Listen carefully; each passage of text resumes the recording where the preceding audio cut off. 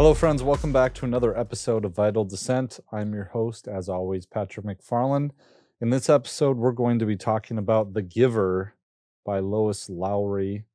This is a young adult children's dystopian novel that I really liked growing up. It had a really big impression on me. I don't know if you've read it or not. We're going to be talking about the book and kind of dissecting it a bit. And there will be full spoilers. So if you have not read The Giver and you'd like to read it before having it spoiled, I still think it's a good ride. But yeah, come back to this after you read it. You could probably do it in one sitting. I'll put a link in the show notes page, Amazon affiliate link for you guys to follow that. So again, I don't know if I said this. This is episode 282. Show notes are at vitaldescent.com/282. Last week's episode, we discussed Blood Meridian, and that had a pretty good response, I thought. People seemed to be, there were like 4 separate people who reached out to me saying that they really enjoyed that episode. So we're just going to continue with this theme of me talking about whatever I feel like talking about that week, which should be a good, I don't know, a good way of doing things going forward, I suppose. A good algorithm to follow, if you will. Last week, though, was like the classic example of me finishing an episode and then listening back to it and thinking of so many things that I wanted to say. We didn't even talk about like the Southern Gothic themes, and I forgot William Faulkner's name, which is like terrible because I guess he's a big influence of Cormac McCarthy. But there was so much to dissect in that novel. I mean, it's one of the greatest novels, one of the greatest American novels ever written. And yeah, I really think that maybe I didn't make it quite clear that if I really did think it is a masterpiece. Although, everyone's a critic and I was a critic. So, but in this one, The Giver, I read this in middle school for the first time, if I remember correctly. It always had a big impression on me because it was very influential in my literary taste of dystopian novels and keying me in on that specific subgenre of I don't know, literature. And I ended up becoming an English major, like I've probably said on the show like a million billion times. But it really did have a big effect on me. And when I was younger, I would spend a lot of time writing stories, and I had like notebooks where I would write stories about like war stories and things like that. And dystopian novels were always something that I never tried my hand at too much as I can remember, but it was always something that I really enjoyed reading. And maybe we'll tackle, I used to have this segment on Liberty Weekly like 10 years ago, maybe 8 years ago now, called Thought Crime Thursdays, where I would dissect a piece of literature and talk about it every Thursday. And that was kind of short lived, but at the same time, I think the impetus behind my obsession with dystopian novels stems from this book. Now, other ones that maybe we'll talk about, A Clockwork Orange is another favorite of mine, or Aldous Huxley's Brave New World, or We by Yevgeny Zamyatin. I did discuss that in like way, way back. But there's, 1984. There's just so many.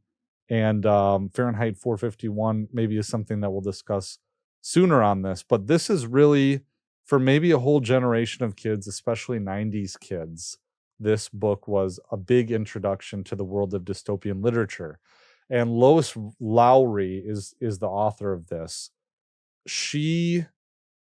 I was just kind of reading up on her. I listened to an interview of her discussing like where the idea came for this book.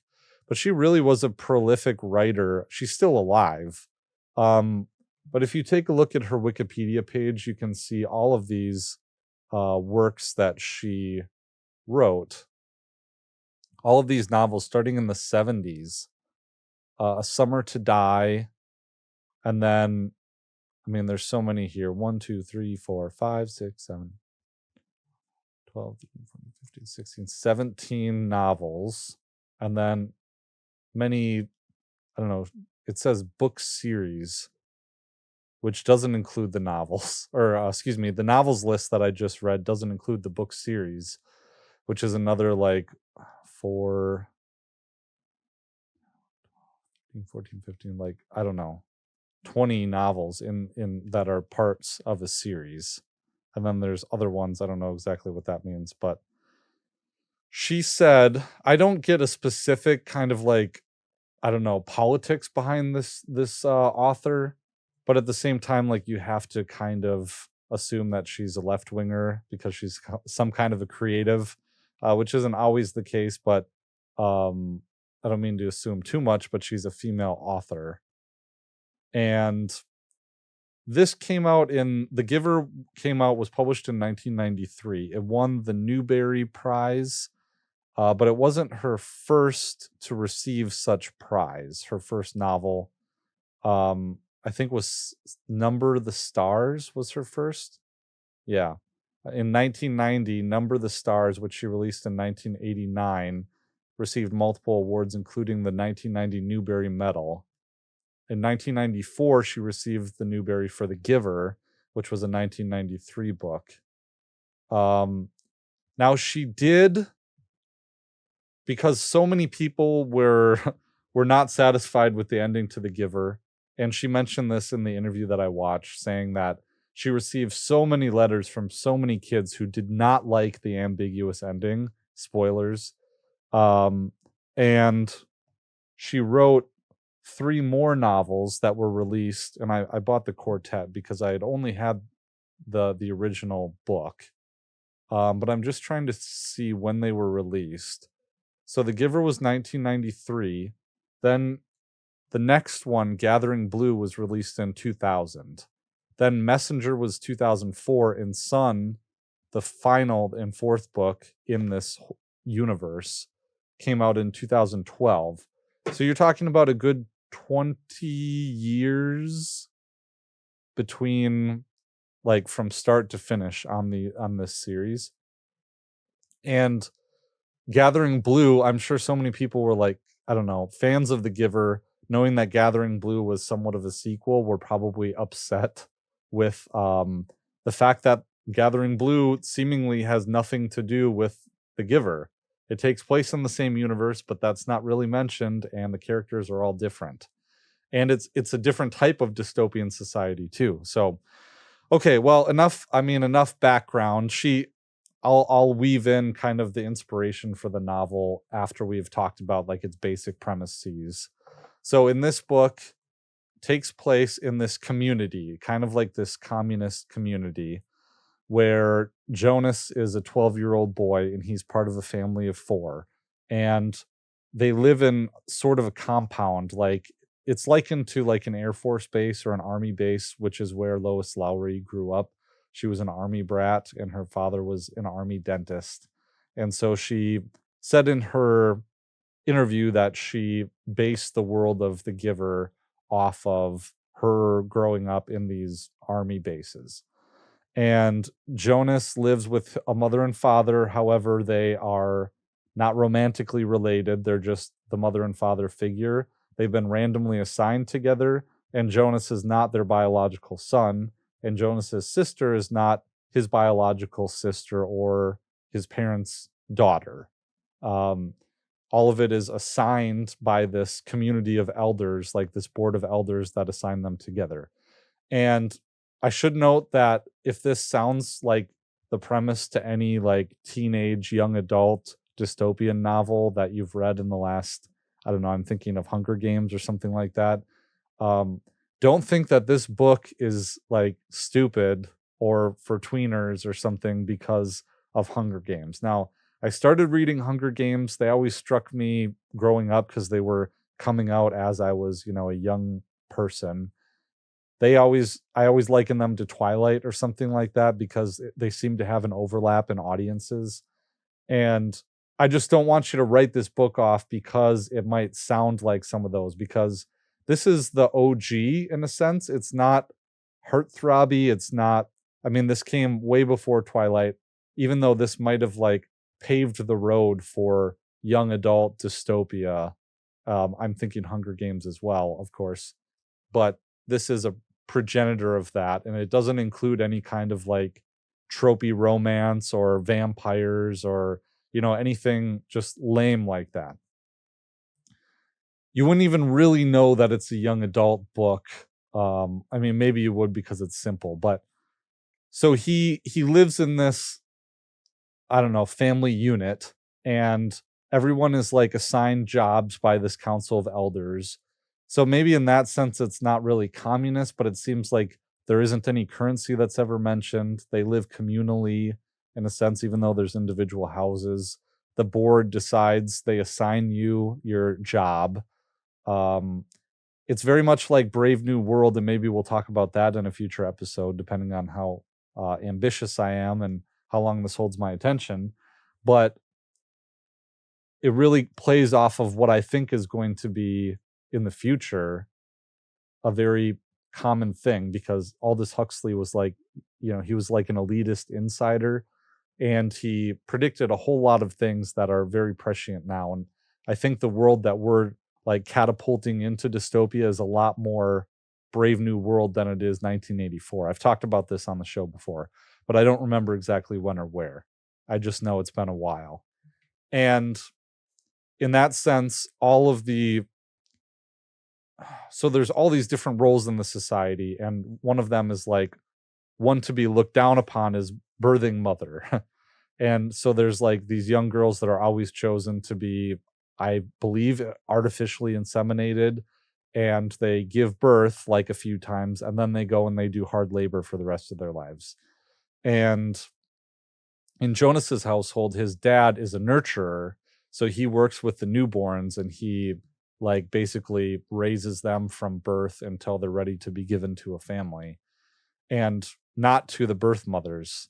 The birth mothers, I think once they're done birthing, they just don't have kids anymore. They just go and do hard labor.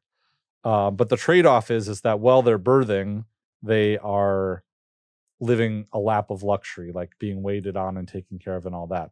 So Jonas, his dad is a nurturer, and his mom is like works in the Justice Department as like a judge or a prosecutor or something like that. I don't remember exactly. He is 11 years old, almost turning 12, or he's like 12 or something. And 12 is the most important year, because every year there's this huge ceremony where the children graduate to the next age, and they're given certain things. Like when they turn 8 or something like that, they get a bike. And that's a big thing, because then they're learning how to like interact. And Jonas being 12, 12 is the year that you're assigned like what you're going to do for the rest of your life. So they go to the ceremony, and he's assigned, like, it's his turn to be called, and then he's skipped over, and he's like terrified and like aghast. But then at the end of it, because he's embarrassed, because it's like, oh, you didn't get a role. But at the end of his turn, they return to him and they say, we didn't forget you, Jonas. You've been selected for like the most important job of all, which is to be the receiver. And everyone's like, ooh, because there's one person in the community called the giver. And well, there's one person called the receiver. The receiver is to give Jonas basically memories, because in the society, like most of the unpleasant memories have been weeded out, and there's one person that is the holder of memory, and that person's job is to have all of this like ancestral knowledge and experiences that they just have and ruminate on, and they are the ones entrusted. The receiver is the one entrusted to be like advising this council of elders on these tough decisions. But the receiver like shoulders the burden of all of these awful memories, so to shield everyone else from it. And in a sense, it's kind of like that oh geez, what's that movie with oh my god, hold on. Okay, that movie with Christian Bale called Equilibrium, where it came out in 2002, where he's in this dystopian society where they take a pill and they just don't feel anything ever. They have no emotions. It's kind of like that, where everyone in this society, like emotion is like very frowned upon. They all take a pill, all the adults do, and that's to like get rid of all their sexual urges, and it like mellows them out so that they don't think about anything. And it's kind of like Soma in that sense, with the Brave New World parallel. Um, so in that sense, like when you're a child, you start taking the pill when you get the stirrings, they call it, when you like start getting all horny and stuff. So they give you the pill and then you don't think about it anymore. Also, like this world, everything is in black and white. I don't know if it's the pills or if like I don't know if it's some kind of magic. There's like this unexplained magical system in the world where you can transfer memory from one person to another, and if that person goes outside the bounds of the community, then their memories will be like transmitted to the collective, and that's never really explained. I don't think it really has to be explained, but it never really is explained. So maybe you just fill those parts in. So I think the beauty of the book is that there are problems with it, I think, and some of those problems are like plot holes in a sense, or things where things aren't like fully developed in your mind. But the beauty of it in the first few chapters is the simplicity with which Lois Lowry crafts this world, and doesn't do it through exposition dumping. Like you know how we just have 5 pages of text where every rule of the society is explained in like painstaking detail. No, she doesn't do that because like you shouldn't do that and that's boring. She does it through dialogue, which doesn't which is also dangerous because you don't want to have just one person sit up and give this speech about, something that's obviously just exposition dumping, crafting this world. But she does it through dropping things here and there. And I don't think she overdoes it. But the book, if you read the first few chapters, it's very simple. Like I think it's very Spartan in terms of like it's not an over she has this way of like you know how like if you watch The Greatest Athlete Ever, and like I don't know, you watch Connor McDavid like go on an end to end like goal where he just weaves through defenders and then he goes top shelf. um that is how Lowry unfolds the world of this book.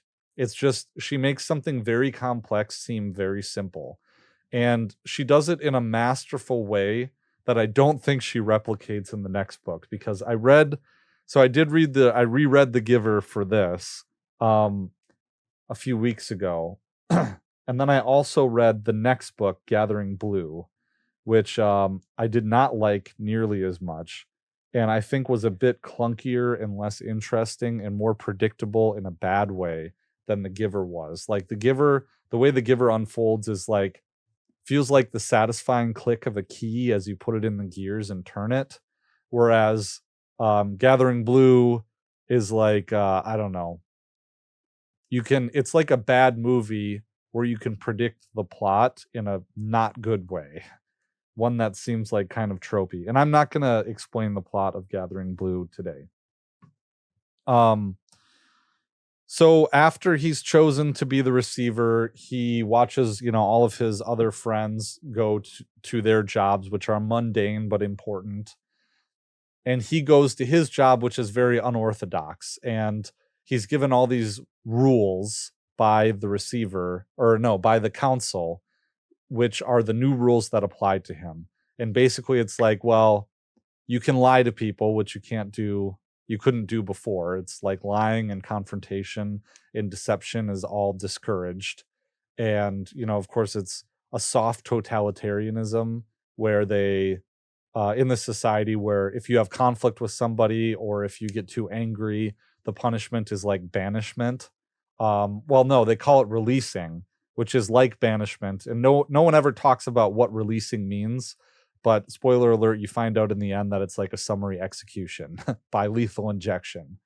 And that's the punishment for like major infractions. So Jonas's mom is like handing these sentences down, and her job is like either a judge or a prosecutor.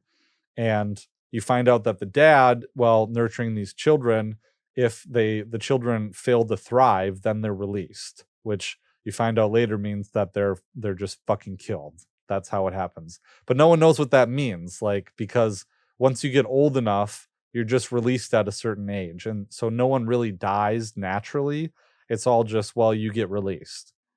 And so he finds out like all these rules are no longer applying to him, that he can't talk to anyone else about what his job is, that he's allowed to lie, he's allowed to do all these things. So he finally goes and meets the receiver, the current receiver, who says, "Oh, call me the giver, just call me the giver." And you see like his face here in the novel is this old wizened bearded Gandalf character is the giver. And he goes and he learns what that his job is going to be. Yeah, the person who receives memory, who holds all the memory, this generational memory that no one else is allowed to have, that they all selected him to bear the burden of bad memories because it's a society that just doesn't like unpleasant things. We just like to code everything over. And he starts getting good memories, and they're incredible, like sledding down a hill and having the thrill of that. He starts to see color, and he's been selected because of his temperament. Like he's not like the other children. That's kind of explained. And eventually he starts realizing things about the world, and he starts at some point to get bad memories because the giver's like, okay, well, some of this is great, but others are bad. Like breaking your arm when you're going sledding was the first bad memory. And then like memories of war, memories of starvation, memories of like murder and things like that, which is really interesting because if you think about it, one thing I read when doing the research for this episode was essentially that it was controversial at the time for someone to write a dystopian novel for children that grappled themes of war and famine and disease and murder and institutionalized violence. And I think that's pretty badass in a sense that you have someone putting this in children's books. And of course, there were talks of banning it from school libraries and doing stuff like that. So he goes on and finds out, well, the giver had he wasn't the first he wasn't the first new receiver of memories, and the giver had tried and failed to train a new receiver years ago. And you find out kind of towards the end that, well, the first receiver was actually the giver's daughter, and she couldn't bear the brunt of these painful memories, so she like killed herself because the memories were so bad. And somehow, the giver, he's just like, I don't know, keeps going on with it. And now he's trying to figure out how to do it right. But through all this, there's this side plot of Jonas's dad having this child that he's raising at the infirmary, or where with all the newborns, and he's like a failure to thrive. And the dad keeps working on this child and eventually like brings the child home as a special rule. And I know I'm not talking about Jonas's sister at all. Nothing is really sticking in my mind or coming out to me about this daughter, this sister. I can't really remember what her role in the story is, but she seems to be like a non-important character so much. But this new baby, I forget what his name is, but it's like Blake or Gale or so, I don't know. He's brought home. Let's see. Jonas names him, I think, because he's not supposed to have a name. Gabriel. Someone names him Gabriel. So Gabriel is taken back to the house by Jonas's dad, and he's a fussy baby. I don't know if he has something is wrong with him, and he's going to be released, which you don't know yet means that he's going to be murdered. But Jonas is the only person who can connect with this baby and make him not cry. And Jonas realizes that he can give memories to the baby, which means that the baby Gabriel is unique in the same way that Jonas and the giver are, that they're these special people who have the same temperament. So fast forward a little bit, he finds out that Gabriel's going to be released, or that they're planning to release him. At the same time, he finds out, like, he decides that the world can't keep living this way, that these memories have to be unleashed. He finds out at the same time that what being released means, because the giver decides to show him what being released means. And he shows him on, the giver shows Jonas during one of their lessons. He shows Jonas a closed circuit television feed of Jonas's dad releasing an infant. And essentially what it is, going into this hospital room, taking out a syringe and injecting the child until it dies. And then it's released. And that's what it is. And this obviously horrifies Jonas because he has the memories of what death really is. Because one of the memories was like a World War I battlefield where there's men in trenches and he sees like a young boy die in like his final moments. And that's kind of like the memory of death. So they hatch this plan to, and they do it together. And there's a movie, and I don't remember if it's planned together between the giver and Jonas in the movie, if it's planned together, or if Jonas just decides to leave in the movie and to take Gabriel with him and to escape. But part of this whole plan is that, as a very convenient plot trope, if a person dies, the memories, like if the receiver of memory dies, all of the memories, unless they were transferred to another person, are just released upon the community. And the mechanism by which this happens is not explained at all. It's just said, well, this is what happens, because when Rosemary, the giver's daughter, the first receiver, when she committed suicide, all of the memories came back to the community. And like the giver had to help the community through the crisis of being exposed to these memories, all while he's grieving the death of his daughter. And so they hatched this plan that, well, if you die, the memories are released to the community, or if you just leave the grounds of the community, the memories are released back into the community. And like, I don't really think this makes sense, but just roll with it, right? And maybe you're gonna like question, like, Patrick, why do you even like this book, Patrick? Because some of it just doesn't make sense. Yes, I do. I really adore this book, but this part of it just doesn't really make sense. So or at least it's like a convenient plot trope.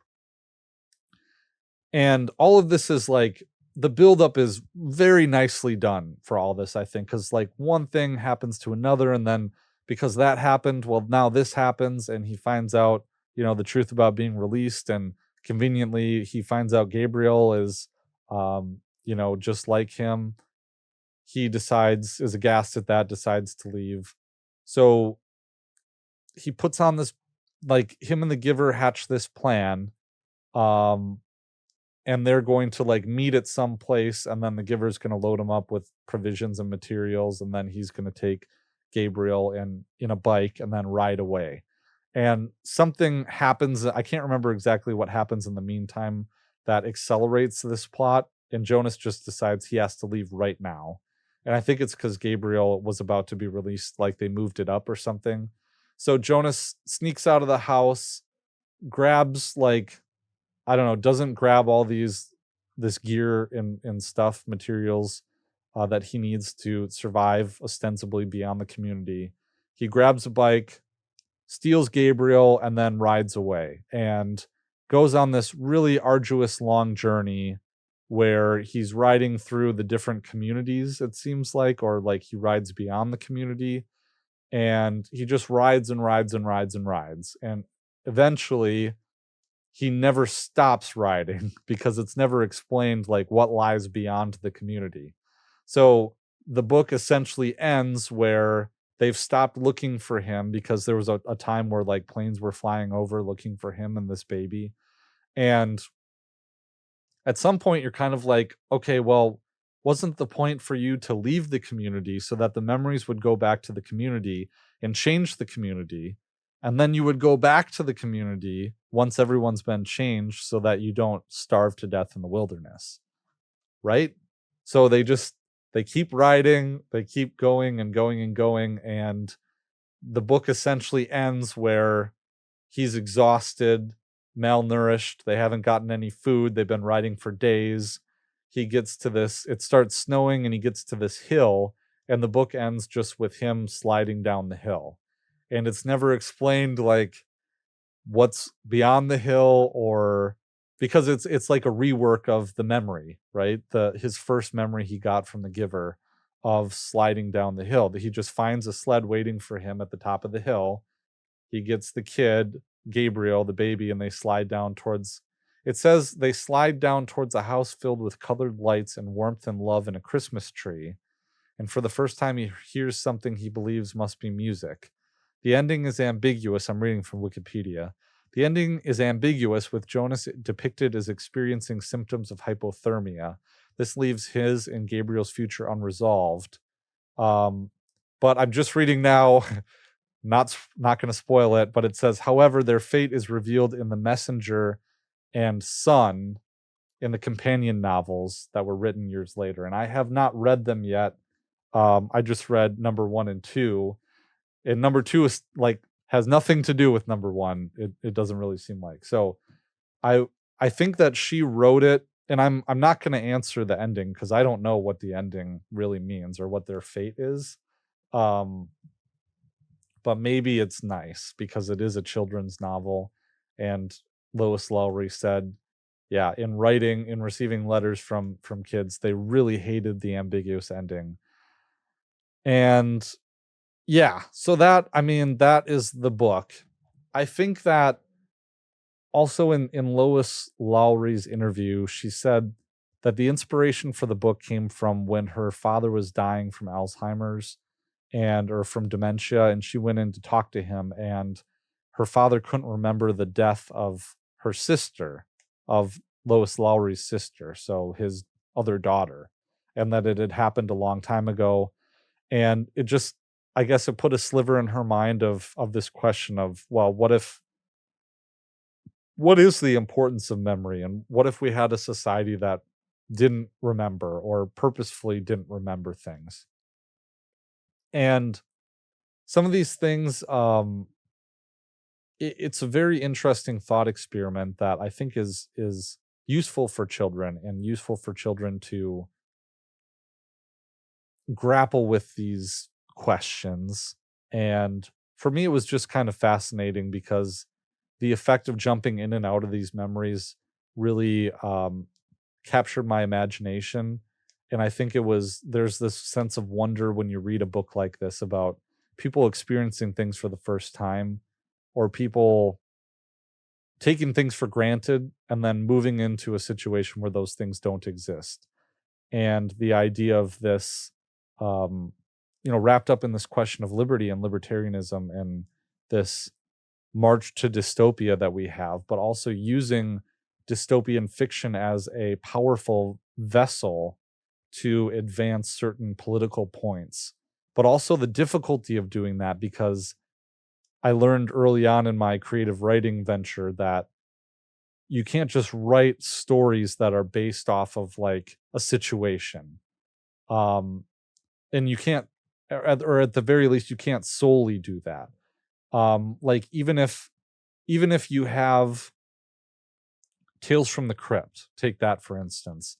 Now, Tales from the Crypt and all those like horror comics, The Vault of Horror, Tales from the Crypt, all of those, Creep Show, you all have a situation. It is the written epitome of a situation, but you have a character that undergoes a change, right? There's always like some kind of a moralizing or a fable or something within the episode where this person has a fatal flaw. The fatal flaw is taken to the extreme. They undergo a transformation, or they get their comeuppance in some way. Now, you could get the original idea for that by imagining like, oh, well, we're going to have this character who, I don't know, think about the first Creep Show movie where there's this old man and he is working at he has like this souvenir shop, and he's a native guy, he's an Indian, and at the souvenir shop he has a statue of an old chieftain, and the shop gets raided, like burglarized, and the kids come in and they murder the shop owner and they steal everything. And then the Indian statue comes to life and hunts these kids down and murders them one by one. Now, the thought about that probably was like, I don't know, Stephen King, I think he wrote Creepshow, thinking about he was probably on a vacation somewhere, stopped by this gift shop, saw this old wooden Indian statue, and got this crazy idea because he's such like a strange individual about, well, what would happen if this like Indian statue came to life and started killing people. Now that is an idea, but it's not a story. It's not an interesting story.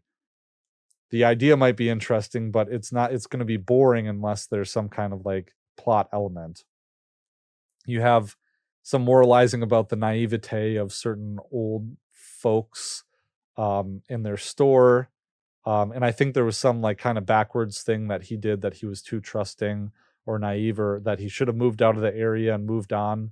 Then you also have the comeuppance arc of, you know, these terrible miscreant teenagers burglarizing a store, murdering the shop owner, and then getting their comeuppance with, you know, that they're essentially disgraced, and that the primordial spirit of their people comes through and animates this wooden statue to come and murder them, and get revenge and scalp them, I think. And that's the plot of a Creepshow episode. So you can have that situation of Lois Lowry essentially taking this question of like, well, what would happen if people couldn't remember things, or if they chose not to remember things, and what role does memory play in our collective experience? You can have that idea, but if you don't, you know, and you can have the society, but if you don't make us care about Jonas and who he is as a person, and all of these emotional elements of Rosemary and the Giver and all that stuff, and essentially his transformation from a naive child to basically becoming more wise than anyone else in the community and instigating change, then you don't have an interesting book, right? You just have this idea of like, okay, well, what would happen if we didn't have memories? All right. You can write that out, I suppose, but it wouldn't be interesting. You get a lot of common dystopian novel tropes in here. Not necessarily bad, I would say, but I'm thinking of, you know, people realizing the society is dystopian, and then at some point having this epiphany that things need to change. And of course they need to be the ones to change it, so they team up. There's like a small coup and they overthrow the society. One thing I kind of like about this is that there's no, at least in the Giver itself, there's no indication that the society changes at all. He does escape, but what does escape really mean in this context? Does it mean, and this is what I thought was so unsatisfying about the novel as a self-contained book, that Jonas dying doesn't mean anything to me. And maybe it's just like with Blood Meridian, maybe I'm just too stupid, or I'm not sophisticated enough of a literary critic or a reader to really identify it, but I think this is all subjective, right? So fuck you. It makes his death seem meaningless. Like the whole point was for him to escape for something better. And I don't think that being free, but also being dead, really changes anything. And maybe he sacrifices himself at the altar of like, well, I'm going to release these memories to the community through some unknown magical process that's never explained. But the death just does, I mean, it makes it a very interesting, like as a writer, if I were to write this, maybe I would leave it ambiguous, because I think that leaves your reader with this begging question, this burning question of like, well, what really happened? And it starts conversations.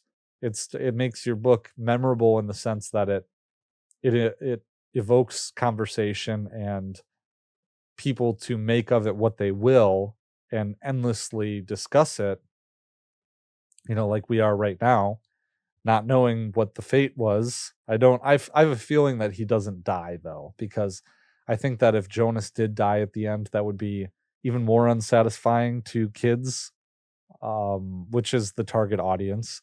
But now all the kids who read it in the 90s are all like millennials, 30 something adults. So we could take it if Jonas dies at the end. That would be fine, right? I wouldn't cry at all. But it just doesn't really make sense. It's like, well, Jonas obviously doesn't want to die, and he doesn't want Gabriel to die. And in the society, I don't know, there's the intangible and the principle of it. But I would think that being alive and having like everything taken care of in a society where, like, yeah, there's this dark underbelly where they're like killing people and then lying about it, but it's not like an overtly brutalist totalitarian society. I mean, you take away certain things, um, but like if you, I don't know, if you live in ignorance of it, it's not that big of a deal, right? I just don't, with the certainty of death, or I guess the death that results, I just don't know if it's worth it in this situation for him to meaninglessly flee without any concept of where he's going or how to survive or any skills for doing so. How could that be a great idea? And their whole idea is, I don't know, just to release these memories upon people and hope that it changes their mind. It's almost like, I don't know, we're going to form this rock group, and if we just play the right song to them, everything's going to be fine, right? Like John Lennon, if we just play Imagine, we can end the war in Vietnam. I don't know, Imagine might have came out after Vietnam was over. I don't know. But yeah, I mean, now let me convince you why I like the book, I suppose. I do adore it. It's it really is great in its simplicity, I think. Even if the ending, like, I mean, the ending is fine. There's parts of it that just don't make a whole lot of sense, but at the same time, like, I see the artistic message in it for sure. That, like, well, if we just, people have to have the responsibility and the burden of this memory because it informs like this broader societal direction, and it, informs us that there are things out there that are more important than just living, um, which is a great message and one that you'd like to have in a dystopian novel.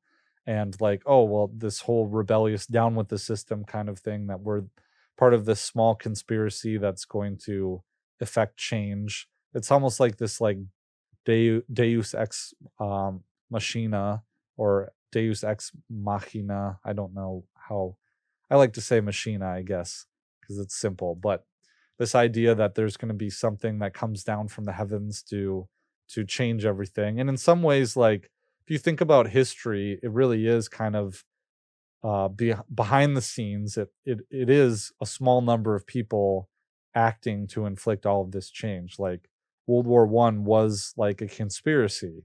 That's how it started. This one domino falling, um, that really was a confluence of all these different moneyed interests, right?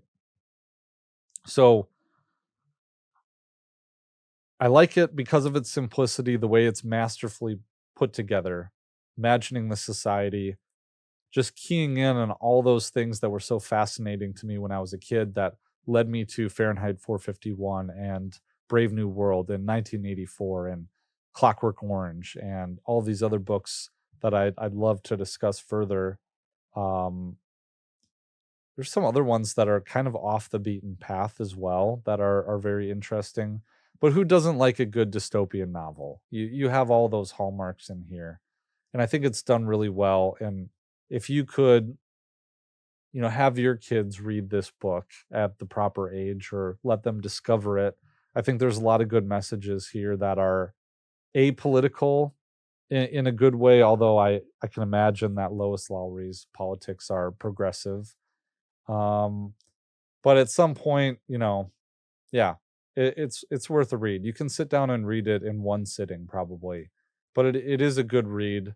And just don't think that it's the Hunger Games or something just because there was a book and that the main character is named Jonas, like the Jonas Brothers, or um, the fact that there was a movie about it that came out with someone who looks like a Jonas brother who plays Jonas. But at any rate, I feel like, yeah, I'm gonna listen through to this and be like, God, I forgot to talk about that. I forgot to talk about that.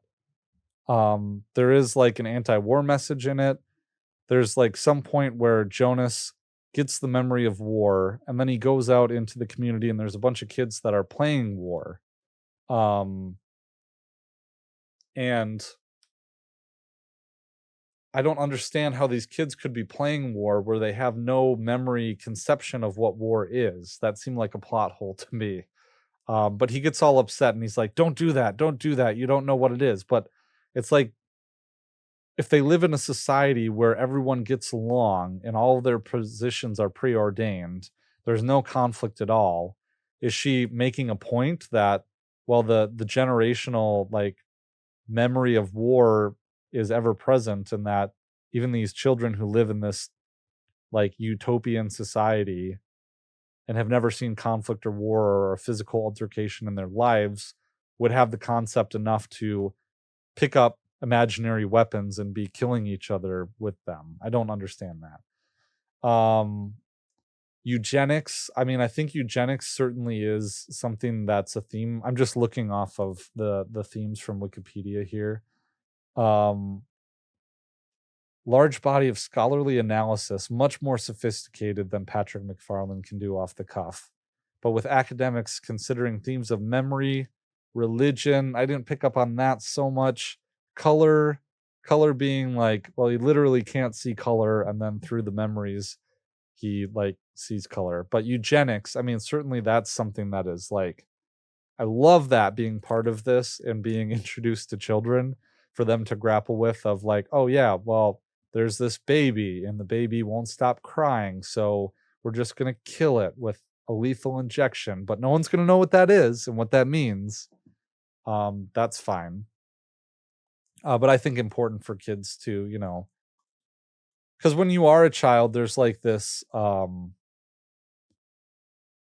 period of time where you're innocent, right? And being a father and thinking about my kids, who are definitely going to go through and watch all of my Liberty Weekly and Vital Descent episodes through the years.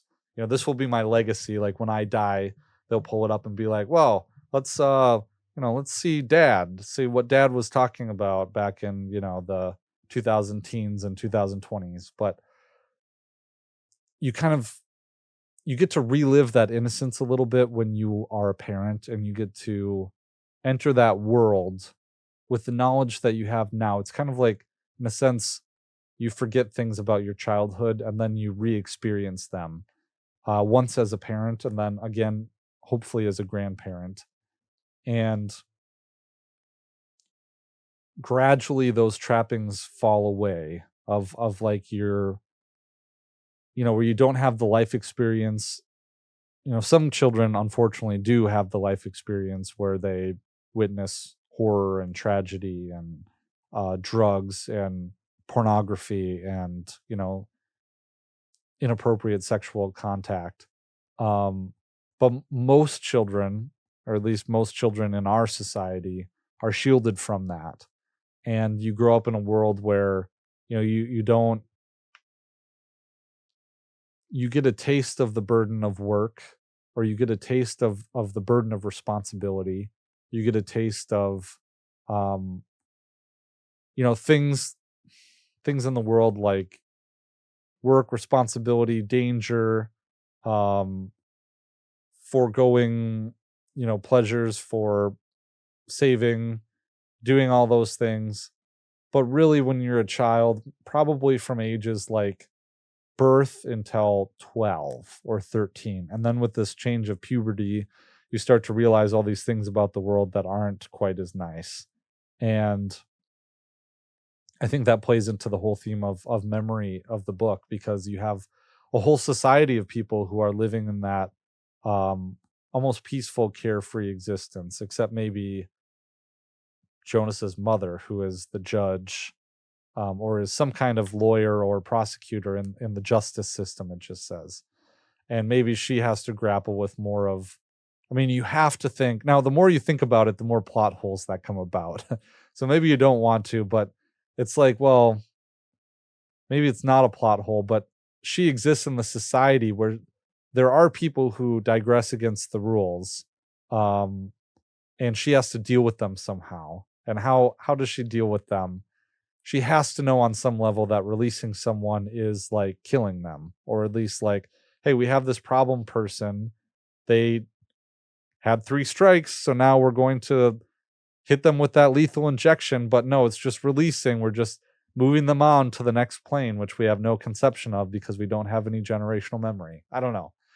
But I think it is important to, and why a young adult book is so pivotal, because it's, I think it encourages children to grapple with these problems in like a safe environment where they can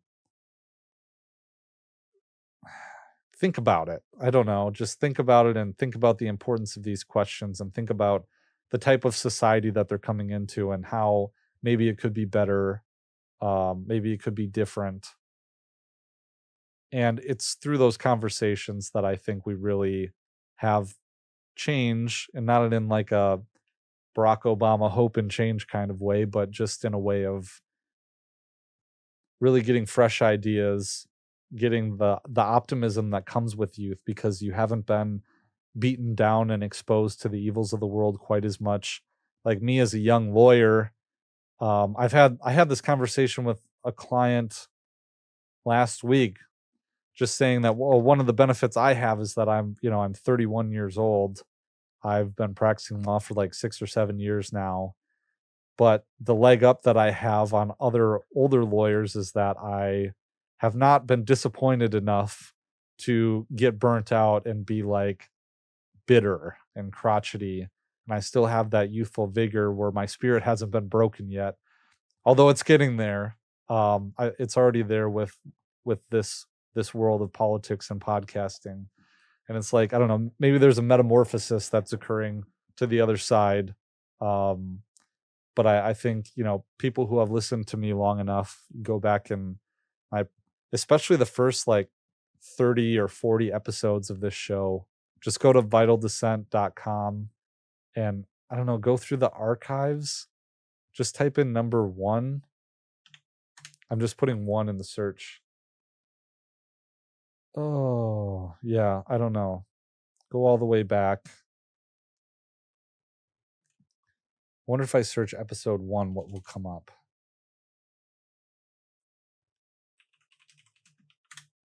Or like EP1. Oh my God. It's like a trip down memory lane. Oh, if you go to the archives, go all the way down. It should be on any page, but if you go all the way down, July of 2017, right here. I think it's a playlist on YouTube as well. Yeah, our first 4, that was when Jerry was on the show. Shout out Jerry if you still listen to the podcast. I haven't talked to you in so long, but you were a great friend. And I definitely wanted to do this podcast way more than you did, which is so funny. Yeah, so just go back and I mean it really is, you see that transformation from 21-year-old Patrick McFarlane, 22-year-old Patrick McFarlane to the burnt out crotchety motherfucker that I am today. But that happens with kids, and this is such a huge part of that journey, kind of marking the beginning of that. And that's why I think it's such an important novel. Okay, so we talked about The Giver. We talked about Blood Meridian. What a jump. What a transition there. I don't know what we're going to talk about next week, but I feel like I should pick something because it helps building up the suspense. Why don't we talk about Dracula? So we talked about in Blood Meridian how the judge is, some people consider him to be the greatest villain of fiction ever. And I said in that episode, like, oh, I don't know about that. I mean, one of the better villains I could think of, obviously, was Dracula. And I think in terms of like the prolificness, I don't know if that's a word, but how prolific Dracula is. I just don't think the judge is not known. I don't know what the criteria is for the greatest villain ever, but I would think that the Dracula, I mean, he goes beyond so much, and he's so like such a huge villain figure that I just don't think that you can outdo Dracula. I just don't. Um and you have the book Dracula to back it up in a literary sense. Not saying that I don't think that Bram Stoker's Dracula really is like this sweeping epic in the same sense that like the great American novel is. In some ways it's like apples and oranges, but at any rate, I'll save some of that for talking about Dracula next week, and I think you guys will enjoy that. So if you like this, please don't forget to like, subscribe, comment, rate, review, do all that stuff. Vitaldescent.com.